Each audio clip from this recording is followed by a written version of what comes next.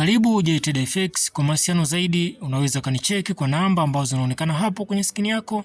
Pia angalia kwenye description kuna link ya kujiunga group la WhatsApp. Na leo nimekuletea video ambayo inahusu jinsi ya kuweka buy limit order au buy pending order. Hii ni order ambayo tunaiweka kwa lengo la kuweza kununua kwa wakati ujao. Inamaanisha soko linakuwa bado halijaweza kuifikia ile bei. Ina maana kama bei ikiwa ni $5 kwa saizi, kwa hiyo maybe tutanunua endapo kama bei ikiwa ya chini kama $3. Kwa hiyo tunaweka pending order au limit order kwa ajili ya kununua kwa wakati ujao. Mfano ukiangalia hapo current price unaona hapo ni $1.1, lakini sisi tunataka tuje tununue itakapofika $1.095. Kwa hiyo tutasubiri soko lishuke, then tuta place order, alafu ikishuka mpaka kwenye ile level bei yetu tutanunua. Hapa nitakuonyesha jinsi ya kuweza kuweka buy limit order au buy pending order. Inabadilisha, nitakuonyesha jinsi ya kuweza kuweka order ambayo kwa muda huo soko linakuwa halijafika kwenye hiyo level. Kwa hiyo ni order ambayo itajibai kwa wakati ujao. Kwa hiyo ukiangalia hapa soko bado halijaweza kufika kwenye hii level, zeni liweze kufanyaje, liweze kubai. Kwa bado halijafika kwenye hii level. Kwa hiyo kitu ambacho nafanya, maybe labda sitakuwa online, ninaweka buy pending order au buy limit order. Ni order ambayo itajinunua kwa wakati ujao. Kwa hiyo ili niweze kuweka hii order, lazima niweze ku-identify ile sehemu ambayo nataka niweze kuweka. Kwa hiyo sehemu ambayo nataka niweke, nitaweka katikati ya hii demand zone hapa. Ina maana soko likiingia katikati ya hii demand zone, mimi nitakuwa willing kuweza ku-place order, kuweza kubuy endapo soko likiweza kuingia kwenye hii demand zone. Kwa hiyo nimesha identify sehemu, alafu nakuja kuweza kubonyeza kwenye kalama kama kasaa huko mkono kulia juu.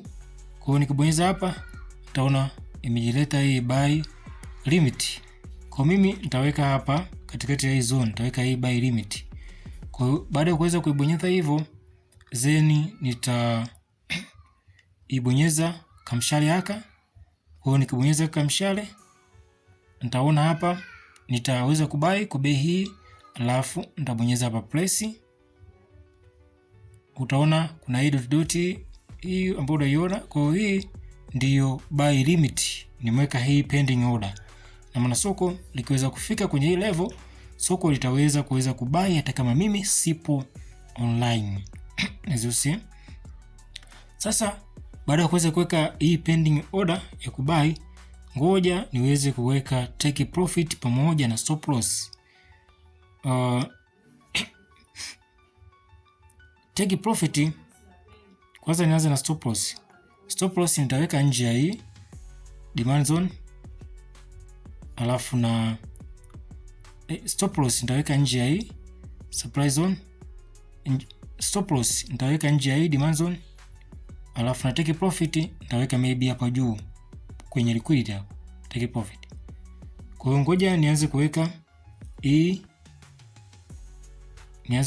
stop loss. Nitaugusa mstari wangu wa buy limit order, alafu hapa utaona kuna hii SR. SR ni stop loss. Kwa hiyo nitaminya hapa, utaona kwa chini hapa, utaona hapa kwa chini, as you see hapa kwa chini umeona huu mstari wangu huu. Okay, SR kwa chini utaona huu mstari wangu huu hapa, ambapo huku unaonyesha stop loss ni hii hapa. Kwa stop loss ni hii, kwa haina haja kuweza kuenda kuiandika hii. Utaminya tu unaweka mshale. Kuminya kama mshale itakuleta kama hivi. Imeshajikaa hapa stop loss, utaweka modify. Tuweze done. Unaona? Halafu tuweke take profit. take profit lazima tuweke hapa juu kwenye liquidity. Kwa hiyo nitabonyeza kama mstari kangu ka order, nitabonyeza hapa kwenye TP take profit, utaona mstari wangu huu hapa, nina adjust mpaka hapa juu kwenye liquidity hapa juu. Kwa hapa ndipo sema mimi kuweza kuweka take profit. Kwa hiyo nakuja kubonyeza alama, kubonyeza hivi, take profit yangu imeshajikaa hapa, then nabonyeza modify. Kwa hiyo hapa utaona nimeweza kuweka hii buy limit, alafu nimeweza kuweka hii stop loss, alafu nimeweza kuweka na hii take profit. Kwa hiyo matarajio yangu mimi hapa, soko likishuka likifika kwenye hii demand zone hapa, then liweze likifika hapa, then liweze kubai mpaka hapo, ndipo nitakapoweza kutoka sokoni. Kwa hapa nitakuwa nimeweza kutrade lakini nimetumia pending order ambazo nimeziweka kwa wakati ujao. Kwa hiyo ni hivyo tu.